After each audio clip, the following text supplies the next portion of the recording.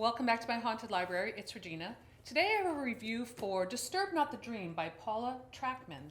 This is one of Capricorn Literary's new resurrected horrors, which is pretty cool. They sent this to me, so I really appreciate them sending me this, and then one other book that I'm going to review within the next couple weeks. So check out their website. I'll link it below. They are resurrecting some old like 80s style horror books, including one I didn't like, Soul Eater. So sorry about that, but I did really like this one. So I wanted to spend a couple of minutes to talk about it. It's kind of refreshing to read a book that is so like no holds barred, especially in the times now where things are, I don't know if this book would even be published now. It is like so, what I consider like a dirty book. And I mean that lovingly.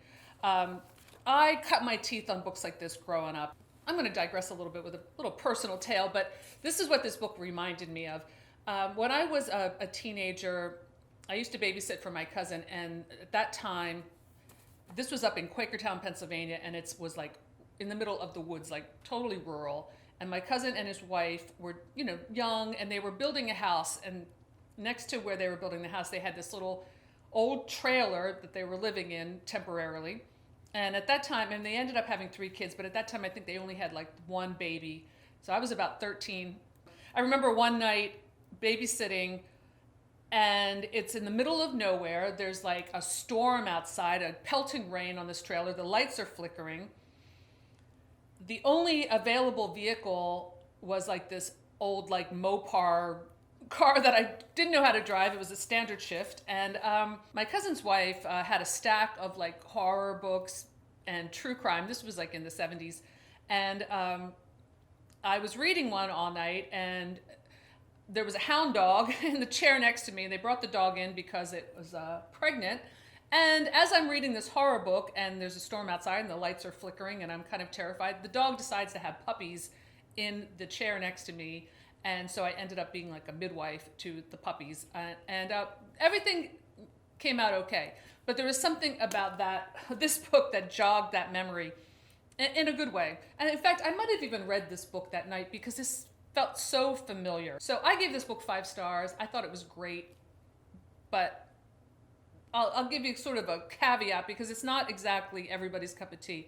It has very extreme sexual situations, very shocking, and if you're not offended by like incest and all kinds of horrible degradations of a sexual nature, you may enjoy this. It's not really that scary, but I found it really entertaining.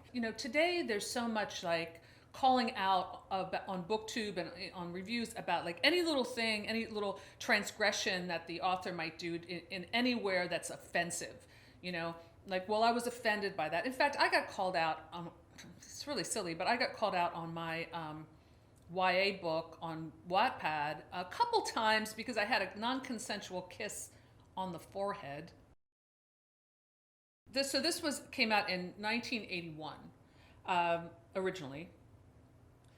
It's essentially a haunted house story, and it's about the Bradley family who moves into a Victorian mansion for the summer in the Hamptons. And the father, Bert, is a successful psychiatrist. The wife, Alice, is a bit of a cold fish, and which pushes Bert into having an affair with a scheming nubile au pair. Meanwhile, the teenage children are up to all kinds of sexual hijinks that summer, while the youngest daughter, 5-year-old Lizzie, starts having all kinds of nightmarish visions in the Mulberry house.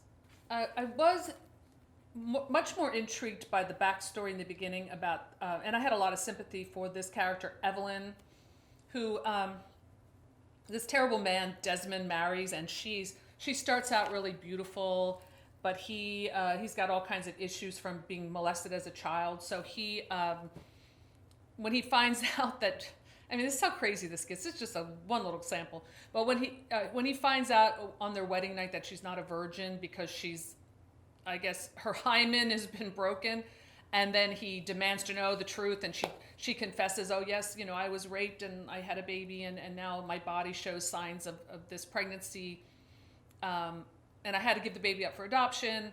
Well, he's very like enraged by this and decides to torture her by basically I'm trying to say this delicately, like using his virility to keep her pregnant while sexually starving her. So she just keeps having all these babies, and she's like becomes like this drudge, and falls apart, and he doesn't love her, and he won't sexually satisfy her. He just like impregnates her and moves on. I mean, it's pretty crazy, but I thought that whole part in the beginning was really well done. And then later, that story plays into these hauntings at this house with this family.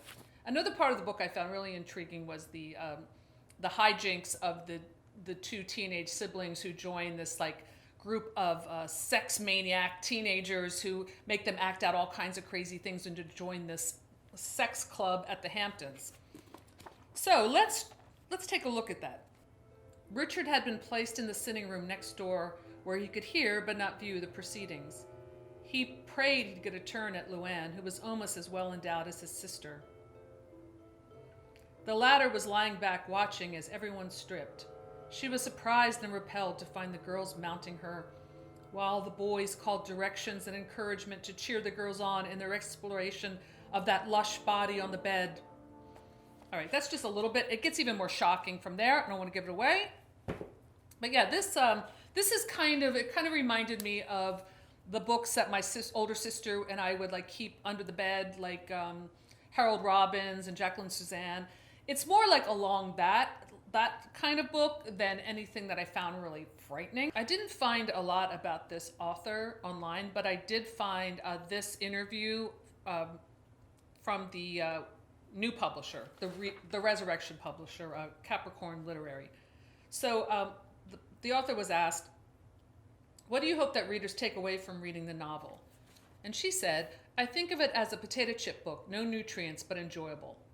I think that sums it up perfectly. And you know what? You might not want to eat potato chips all the time, but every once in a while, you got to eat potato chips. And that's how I felt about this book.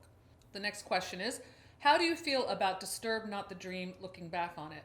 And she says, "If I were writing it now, I would do fewer sex scenes and make it less objectionable. But at the time, it was almost mandatory for a money writer. Sex sells and it always will." Paula, don't change a word. You know, in this time when everyone's so afraid about offending other people, it's really refreshing to read something where men are just brutes and women are sluts, and, you know, it's just out there. Disturb Not the Dream can disturb my dreams anytime. And Batilda loved it too. So that's all I have for today. Thanks for stopping by my haunted library, and I'll see you soon. Bye.